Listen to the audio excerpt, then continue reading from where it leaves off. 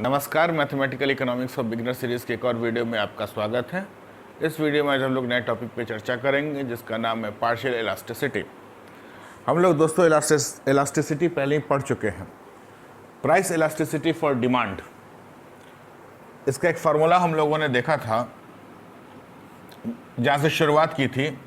शुरुआत यहाँ से की थी, delta Q upon delta P into P upon Q. फिर इसी फार्मूले को हम लोगों ने आगे क्या पढ़ा था, इसी फार्मूले को हम लोगों ने आगे एक्सटेंड करके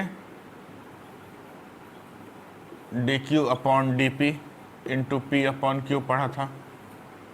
प्राइस इलास्टिसिटी फॉर डिमांड, याद रखिएगा।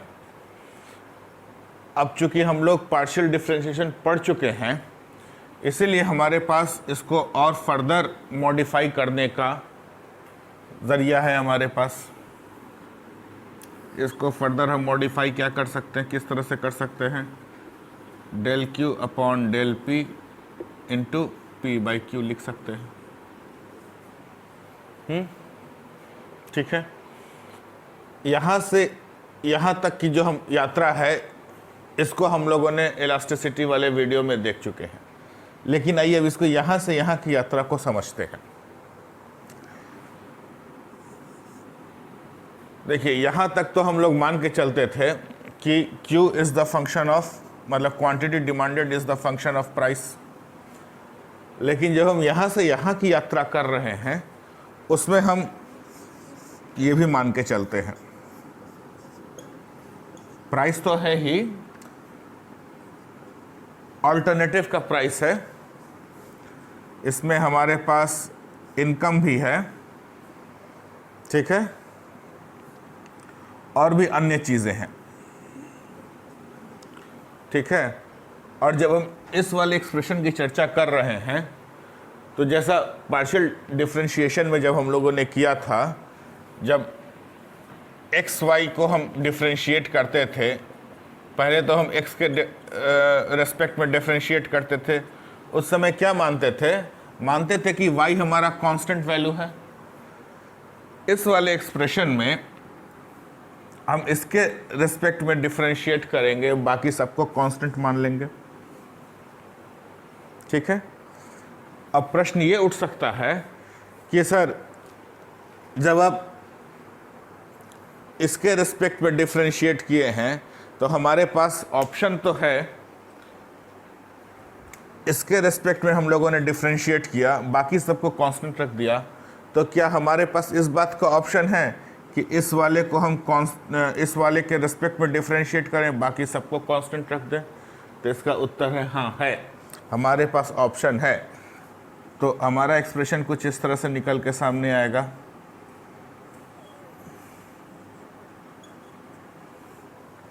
ठीक है।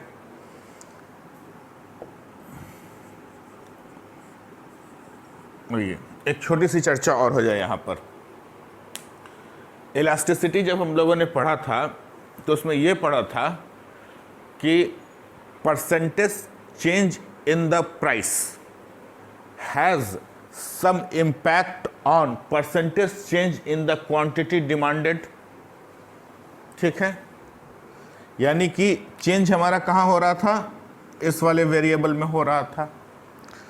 अब हमने यहाँ पर अभी तक हम लोगों ने जितना भी डिमांड फंक्शन पढ़ा है, उसमें यहाँ पर सब्स्टिट्यूट होता था, हम PS से डिनोट करते थे, लेकिन यहाँ पर हम लोगों ने PA से डिनोट किया है। इसका कुछ कारण है, आइए उस कारण पर चर्चा करते हैं। देखिए, आजकल के दिन में इकोनॉमिक डेवलपमेंट इतना फास्ट हो चुका है, इतना उसके अंदर इतनी गति हो चुकी है कि किसी एक फार्मूले या किसी एक एक्सप्रेशन पे हम ज़्यादा दिन तक रह नहीं सकते हैं, किसी एक एजम्पशन पे हम ज़्यादा दिन तक रह नहीं सकते हैं। इसीलिए हम लोगों ने सब्स्टिट्यूट्स की जगह हम लोगों ने ऑल्टरनेटिव्स का यूज़ किया है। ये ऑल्टरनेटिव्स होता क्या है? उदाहरण के लिए, Dettol and Savlon both are the alternatives of each other. मान लीजिए कि एक डेटॉल कंपनी है, डेटॉल कंपनी एक है, और एक सेवलॉन कंपनी है, दोनों एक दूसरे के कॉम्पिटिटर हैं।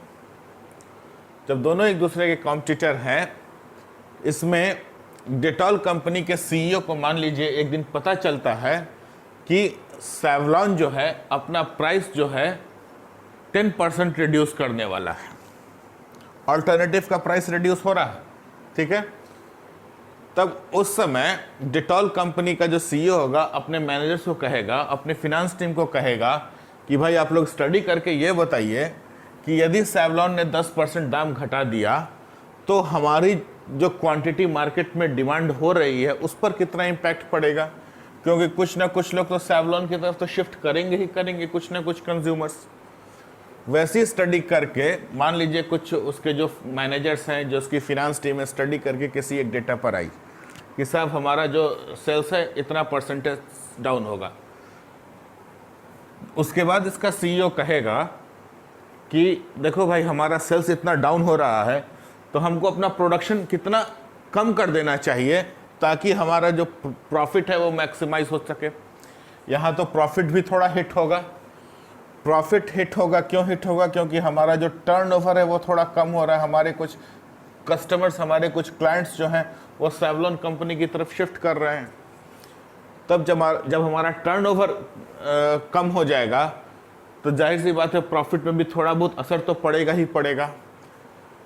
तो जो भी हमारा इम्पैक्ट हो रहा है उस इम्पैक्ट को मिनिमाइज करने के लिए हमको कौन कौन से कदम उठाने चाहिए। हो सकता है हमको अपना प्रोडक्शन कम करना पड़े, हो सकता है हमको अपने कई खर्चे घटाने पड़े।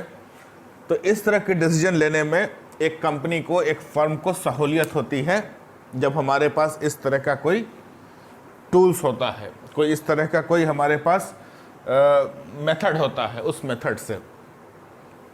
क्लियर है? यानी कि change in the price, percentage change in the price of an alternative, उसका क्या इम्पैक्ट पड़ेगा हमारे क्वांटिटी, जो हमारी क्वांटिटी जो का जो डिमांड मार्केट में हो रहा है उसको स्टडी करने में। और उससे अगर कुछ हमको एडवर्स इफेक्ट पड़ता है तो उस एडवर्स इफेक्ट को हम कम कर सकते हैं। हमारे पास उस तरह का मेथड है, एक फार्मूला है, उससे हम कम कर सकते हैं। अब आइए, अब देखिए इसका सबसे बड़ा उदाहरण क्या है। इसका सबसे बड़ा उदाहरण एक और ले लीजिए, जियो का। जब जियो ने अपना डेटा मार्केट में फ्री लॉन्च कर दिया तो जितनी भी मोबाइल कंपनियां थी, एयरटेल, वोडाफोन, आइडिया, उन सबको अपनी स्ट्रेटजी को रीडिफाइन करना पड़ा और उस हिसाब से कंपनियां सरवाइव कर सकी। नहीं तो क्या होता है, अगर आप शॉक एब्जॉर्व करने का आपके पास अगर मेथड नहीं है तो आप कितना दिन मार्केट में सस्टेन कर पाइएगा? नहीं सस्टेन कर पाइएगा। तो ये सब जो मेथड है, ये सब एक मैनेजर को, एक फर्म को, ये सब हेल्प करता है चेंजिंग मार्केट में अपने आप को एडजस्ट करने में। हालांकि ये सब चीज़ मैनेजमेंट की चीज़ है, जब मैनेजमेंट आप लोग पढ़ेंगे तब इसमें ये सब चीज़ें काफ़ी डिटेल में होंगी कि कैसे इनका यूज़ किया जाता है, लेकिन एक मोटा मोटी समझ के लिए। ठीक है, अब देखिए, अब इनकम पर चर्चा करते हैं। अगर हम ये कर सकते हैं तो हम इनकम के साथ भी ऐसा ही कुछ कर सकते हैं, del Q upon del Y. बाकी सबको हमने फिक्स कर दिया, कांस्टेंट कर दिया, सिर्फ इनकम में चेंज कर रहे हैं, ऐसा भी तो हो सकता है।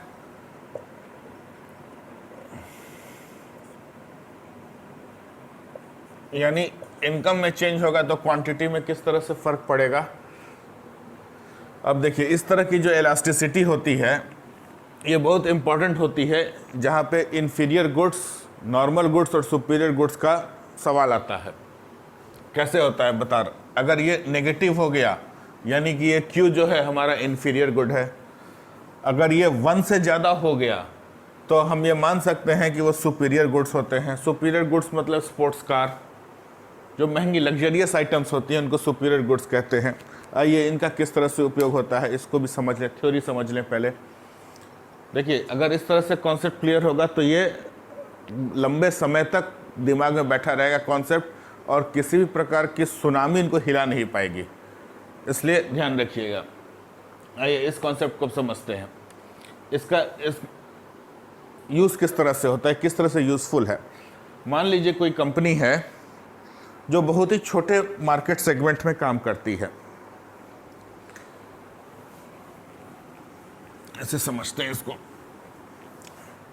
जो एक बहुत ही छोटे मार्केट सेगमेंट में, सपोज कीजिए उसका जो एरिया ऑफ ऑपरेशंस है मुश्किल से मुश्किल 5 डिस्ट्रिक्ट तक है, 5 डिस्ट्रिक्ट्स ऑफ स्टेट, उतना ही है।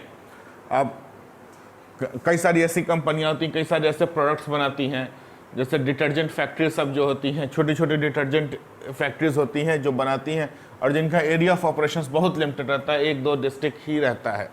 कई सारी ऐसी कंपनियां होती हैं।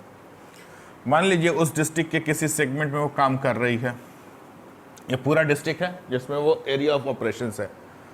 सपोज कीजिए कि ऊपर वाला जो हिस्सा है उस डिस्ट्रिक्ट का, इसमें गवर्नमेंट कोई, सेंट्रल गवर्नमेंट कोई बड़ा प्रोजेक्ट लेकर आ रही है, कोई स्टील फैक्ट्री लेकर आ रही है, पावर प्लांट लेकर आ रही है, तो ऐसी स्थिति में इस एरिया में क्या होगा? हाँ, इस एरिया में, और ये सपोज कीजिए कि हमारी जो कंपनी डिटर्जेंट बनाती है ये एक इन्फीरियर गुड है, कंपनी को मालूम है पहले से कि उसका गुड जो है एक इन्फीरियर गुड है, लोअर इनकम स्ट्रेटा में ही वाले ही इस प्रोडक्ट को यूज़ करेंगे, बहुत पिछड़ा इलाका है, उसी में वो अपना प्रोडक्ट बेच रहा है। ठीक है, यहाँ पर एक मान लीजिए कोई पावर प्लांट का प्रोजेक्ट सेंट्रल गवर्नमेंट लेकर आती है, तो यहाँ के जो लोग होंगे इनसे ज़मीनें ली जाएंगी, ज़मीन के बदले में इनको, या फिर एयरपोर्ट आ रहा है, कुछ भी इस तरह का कोई एस्टेब्लिशमेंट आ रहा है, तो उसके बदले उनकी ज़मीनें जाएंगी तो उसके बदले उनको अच्छा कॉम्पनसेशन मिलेगा। जब अच्छा कॉम्पनसेशन मिलेगा तो जो ये वाला एरिया है इसके लोगों का लाइफस्टाइल इंक्रीज करेगा। इसका मतलब कि ये जो इन्फीरियर गुड है डिटर्जेंट, इसका यूसेज जो है ये, यानी यहाँ जो इसका मार्केट है ये मार्केट कम हो जाएगा। तो कंपनी को आइडिया रह जाएगा कि कंपनी जब सर्वे करेगी उस इम्पैक्ट का जब सर्वे करेगी तो इन चीज़ों को ध्यान में रखेगी कि चूंकि इनकम बढ़ रहा है लोगों का तो हमारा प्रोडक्ट लोग यूज़ नहीं करेंगे। जब हमारा प्रोडक्ट यूज़ नहीं करेंगे तो एक तरह का शॉक होगा कंपनी के लिए। तो कंपनी के पास एक मौका रहेगा कि कुछ जो इसको मिटिगेट कर ले, शॉक को मिटिगेट करने का कुछ स्ट्रेटजीज अडॉप्ट कर सकती हैं। तो इस तरह से हम देखते हैं कि इलास्टिसिटी या पार्शियल इलास्टिसिटी किस तरह से हेल्पफुल हो सकती है किसी भी इकोनॉमिक ऑपरेशंस में। यहाँ तक तो क्लियर है। आइए कॉन्सेप्ट और क्लियर करने के लिए हम लोग एक न्यूमेरिकल देखते हैं। देखिए बोर्ड पर एक क्वेश्चन दिया हुआ है, आइए क्वेश्चन पढ़ते हैं। Given a demand function of a good Q is equals to 100 minus 2P plus PA plus 0.1Y where P is equals to 10, PA is equals to 12 and Y is equals to 1000.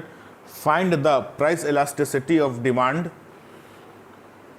Question number B, cross price elasticity of demand, ये तो चर्चा ही नहीं हुई, खैर छोड़िए। तीसरा है income elasticity of demand, is the alternative good substitutable और कॉम्प्लीमेंट्री। देखिए ये क्रॉस प्राइस इलास्टिसिटी पे चर्चा नहीं हुई है, चर्चा हुई है लेकिन उसका नाम बताना रह गया था। हम लोगों ने कुछ ये एक फार्मूला पढ़ा था,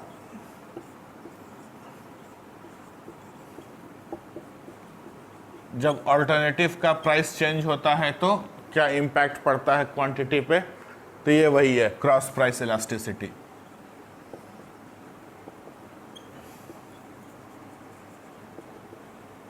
और जो इनकम वाली हम लोगों ने चर्चा की थी वो इनकम इलास्टिसिटी ऑफ डिमांड है।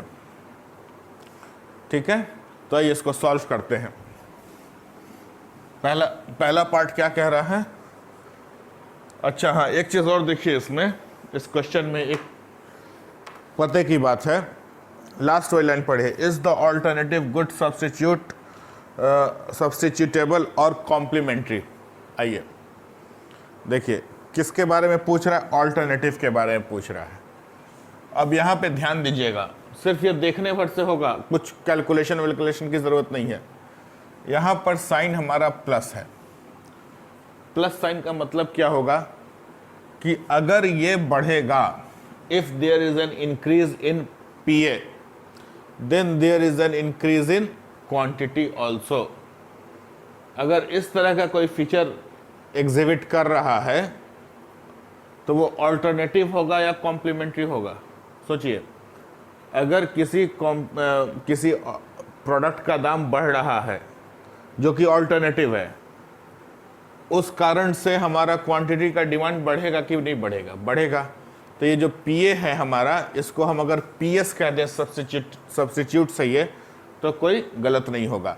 हाँ, अगर ये कॉम्प्लीमेंट्री होता तो यहाँ पर निश्चित रूप से माइनस साइन होता, तो इस बात का ध्यान रखिएगा। साइन देखकर भी हम लोग पता लगा सकते हैं, क्वेश्चन को सॉल्व करने की कोई ज़रूरत नहीं है। ठीक है, खैर इसको हम लोग सॉल्व करते हैं। पहला कह रहा है प्राइस इलास्टिसिटी ऑफ डिमांड। ठीक है, हम लोगों ने नया फार्मूला पढ़ा है, del Q upon del P into P upon Q. अच्छा, कुछ बच्चे ऐसे हैं जहाँ पे सिर्फ डिमांड फंक्शन दिया रहता है, इनकम या फिर ऑल्टरनेटिव नहीं दिया रहता है, इस तरह का सब्स्टिट्यूट्स की बात नहीं की जाती है, सिर्फ इतने की ही बात की जाती है, सिर्फ इतनी ही बात की जाती है। वहाँ भी वो लोग ये वाला फार्मूला लगाते हैं। ठीक है, तो इस तरह की स्थिति से बचिए आप लोग। इससे क्या हो जाता है ना कि इससे इतना तो पता चल ही जाता है कि आपका कॉन्सेप्ट एकदम नहीं क्लियर है चीज़ों के बारे में ना, आपको पार्शियल डिफरेंशिएशन का कॉन्सेप्ट नहीं क्लियर है, आपको डिफरेंशिएशन का कॉन्सेप्ट नहीं क्लियर है। तो इस तरह की चीज़ों से बचने का है। ठीक है, क्या मिट गया था भाई? अच्छा, हाँ ठीक है। तो जहाँ पर ये सब चीज़ें नहीं दी हुई हैं, सिर्फ डिमांड फंक्शन छोटा सा दिया हुआ है इस तरह का, तो वहाँ पे हमको D Q upon D P का ही यूज़ करना है। वहाँ पार्शियल डेरिवेटिव किसके रेस्पेक्ट में कीजिएगा? कौन सा वेरिएबल है जिसके रेस्पेक्ट में पार्शियल डेरिवेटिव कीजिएगा, पार्शियल डिफरेंशिएशन कीजिएगा? कोई है नहीं। तो और देखिए, हम लोग क्या है, इकोनॉमिक्स के विद्यार्थी हैं, तो हम लोग को अपनी सीमा में रहकर ही काम करने का है। ठीक है ना? इस चीज़ का ध्यान रखिएगा। Del Q upon del P into P upon Q. ठीक है, यहाँ पे del Q upon del P निकालेंगे, कितना होगा?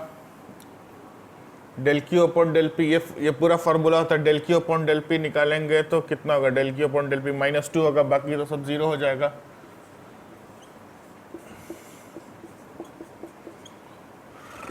पी की वैल्यू 10 दी हुई है, क्यू की वैल्यू निकालनी है, इसको रख दिया जाए, जो भी हमारे पास इंफॉर्मेशन है रख दिया जाए। देखिए यहीं पर रखते हैं, 100 - 2 इंटू 10 20, 100 - 20 कितना होगा? 80 होगा। 80 + 12 कितना होगा? 92। 0.1 इंटू 1000 100 हो जाएगा, यानी 192। अब हमारा फार्मूला निकल जाएगा। चलिए, ये क्वेश्चन तो हो गया। Next question, cross price elasticity of demand. अभी हम लोगों ने पी के रेस्पेक्ट में डिफरेंशिएट किया था, अब हम लोग पीए के रेस्पेक्ट में डिफरेंशिएट करेंगे।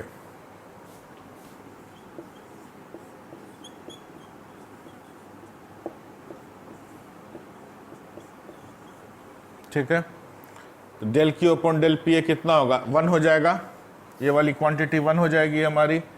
पी ए की वैल्यू कितनी है? 12 है। क्यू की वैल्यू कितनी है? 192। बस आंसर आ जाएगा।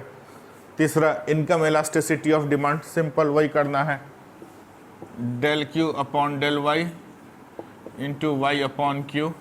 Del Q upon del Y कितना आएगा? Del Q upon del Y, इसके रेस्पेक्ट में हम डिफ्रेंशिएट करेंगे।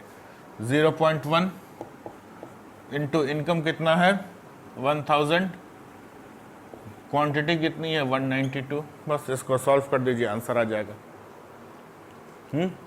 यहाँ तक कोई क्लियर है? कोई समस्या नहीं होनी चाहिए। ठीक है, तो इस वीडियो में बस इतना ही। ये वीडियो आपको कैसा लगा हमें कमेंट सेक्शन में ज़रूर बताइएगा। यदि आपको ये वीडियो अच्छी लगी हो तो अपने दोस्तों के साथ खूब शेयर करें, ताकि उन्हें भी इस तरह के वीडियोस का लाभ मिल सके। मिलते हैं अगले वीडियो में एक नए कॉन्सेप्ट के साथ, एक नए टॉपिक के साथ। तब तक के लिए जय हिंद।